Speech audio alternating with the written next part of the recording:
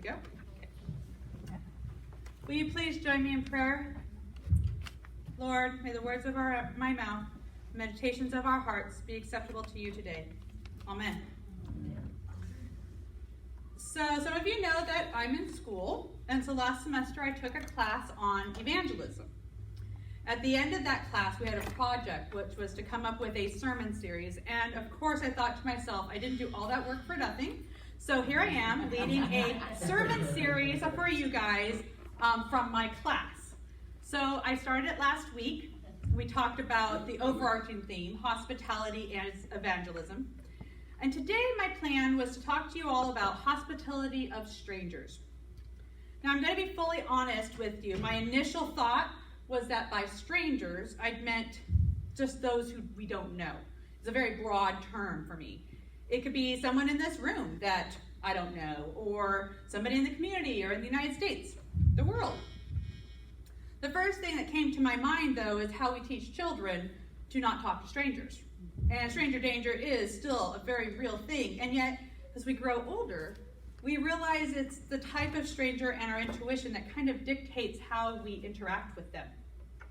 As I thought deeper into this, I realized that my initial thoughts were not what I wanted to speak about to you today. So instead, I want to take a little closer look at the intention behind the word stranger, both from the Hebrew Bible and the New Testament. So first of all, our understanding of the word stranger actually comes from the Hebrew Bible. Deuteronomy 10:19 says, "You shall also love the stranger, for you were strangers in the land of Egypt." Exodus 22:21, "Don't mistreat or oppress a stranger, for you were once strangers in the land of Egypt." There are several others we can point to with the same context as these. Many modern-day translations have changed the word stranger to being a word that actually better fits our vocabulary for what the intent of that word truly was: traveler, immigrant, foreigner. So using this context, we see the Gospel of Matthew in a little bit different light. Matthew 25:35, "For I was hungry and you gave me food, was thirsty and you gave me something to drink. I was a stranger and you welcomed me." Jesus is not saying, "Hey, I was someone you didn't know and you welcomed me," but something more important. I was a foreigner, I was an immigrant, I was a traveler, and you welcomed me. Hebrews 13:1-2, "Let mutual love continue. Do not neglect to show hospitality to strangers, for by doing that, some have entertained angels without knowing it." Now, I like this one from Hebrews so much because it reminds us that we might be interacting with the divine when we interact with others. It reminds me of that little YouTube video that I showed a few years ago, the Twinkies with God. If you haven't seen it, just look up Twinkies with God. So, in this time, right now, the term immigrant brings up sometimes some negative connotations. How are we to look at this idea of loving and welcoming the stranger, or more specifically, the immigrant, the traveler, the foreigner? I've met many loving people who embody many Christian values and who will spit on the word immigrant. I've heard comments like, "They need to go back where they came from. They need to stop taking our jobs. Immigrants are okay if they come here legally." But what are we called to do? To show hospitality to strangers, to welcome with generosity the immigrant. Let me ask you, how many in this room are descendants from immigrants? Most of us should have our hands up, unless you happen to be a member of one of the many indigenous tribes that are around here. We are all immigrants. We have all have immigrant heritage. And the text from the Hebrew Bible calls us to remember that. So I have a little question here for you. I'm wondering, what appears more welcoming to you? Mary's going to show a couple of slides. It's hard to see, I know, with the light. You can go to the next one. The next one. And the next one. This is the last page of the week magazine. Okay, you can go to the black screen. So this isn't necessarily meant to bring in politics, but I find it interesting. Those are pictures from two separate borders with the United States, one with Mexico and one with Canada, and they look very different. How many of you have traveled to another country? Anyone? So 3 years ago, I traveled to Thailand. In fact, my Facebook is showing me all these wonderful memories from Thailand right now, because it's 3 years ago, this week, and last week. And I remember first coming into the country.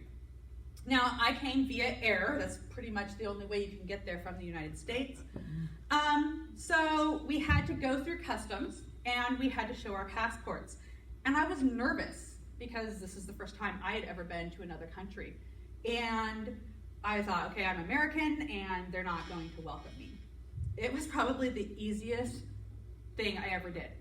They kind of just like looked at my passport and said, okay, see you later, and we went in. And the genuine love, welcome, and generosity that we felt from the people in Thailand was overwhelming. Their smiles really are infectious. At one point, we came fairly close to the border with Myanmar. And it's a country that Thailand has pretty much always had shaky relationships with. Myanmar is also Burma, used to be Burma. And I'm going to admit that the border looked a little scary. It didn't look quite like what we just saw with the Mexican-American border. There was no barbed wire, and there was no kind of gloom, but there was a small fence, and there was a military guard there.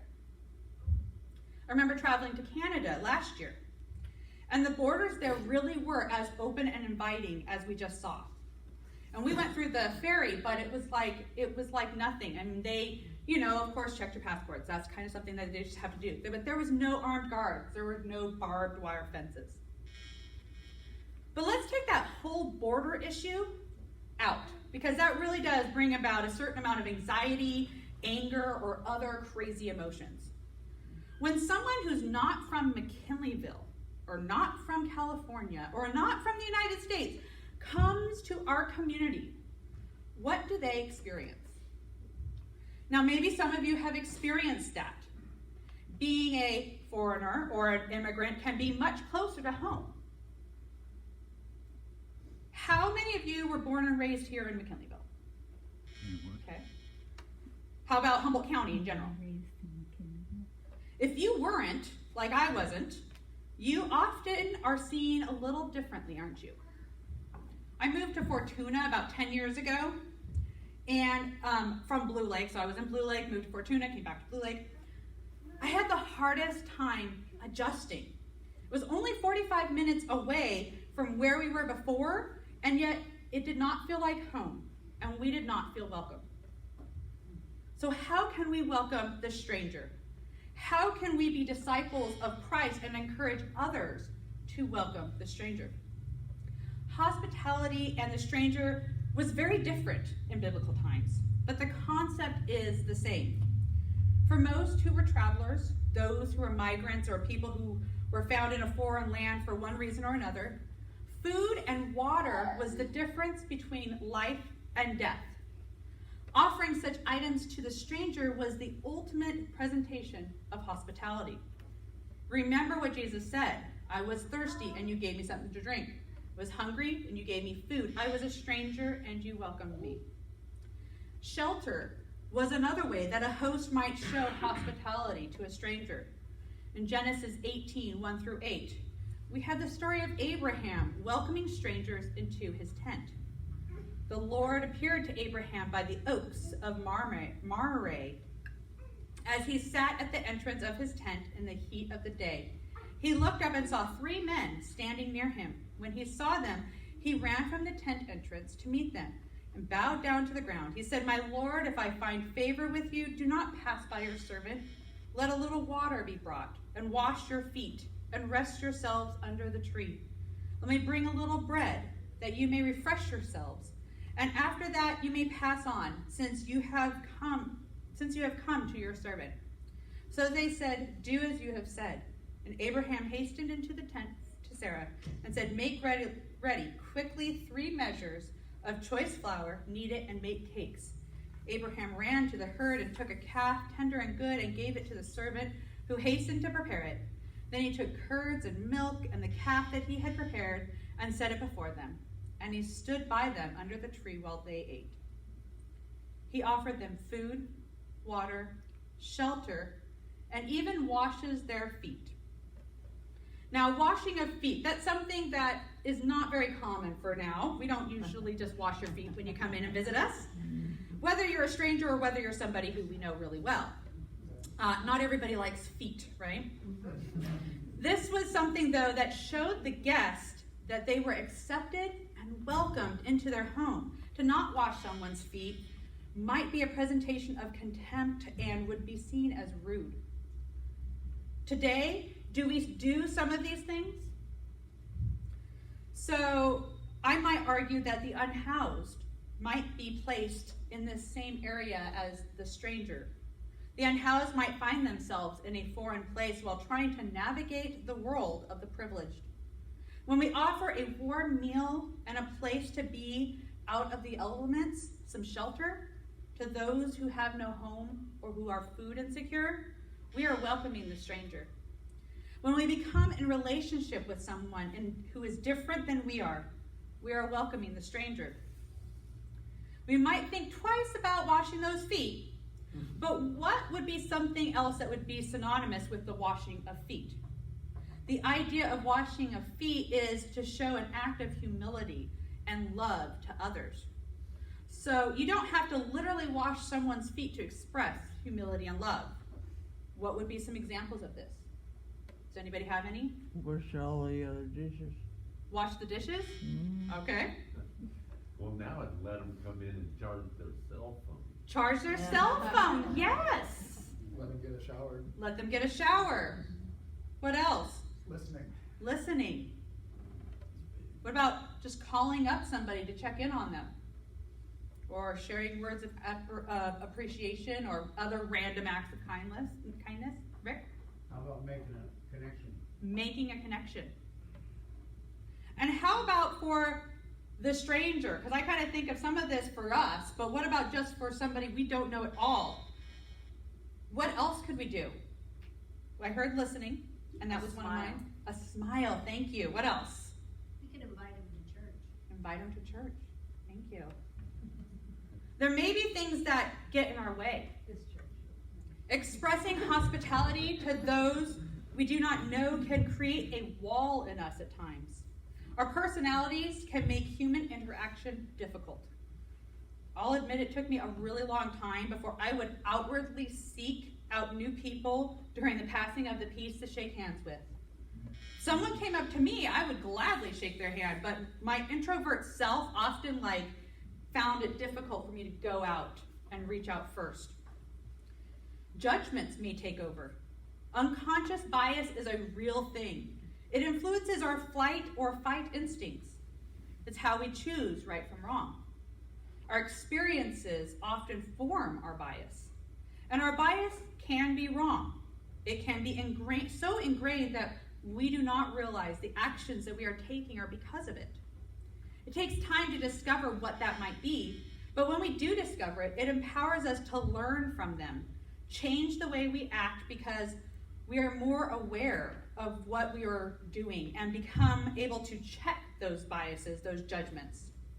When that takes place, we can better receive the stranger with open arms.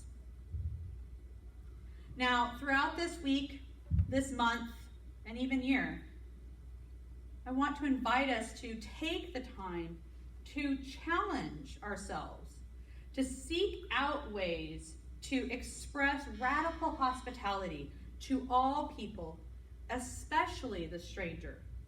For remember, we have all been strangers at one point or another. Will you please join me in prayer? Lord, we come to you with humility and love. Show us how to express that to others.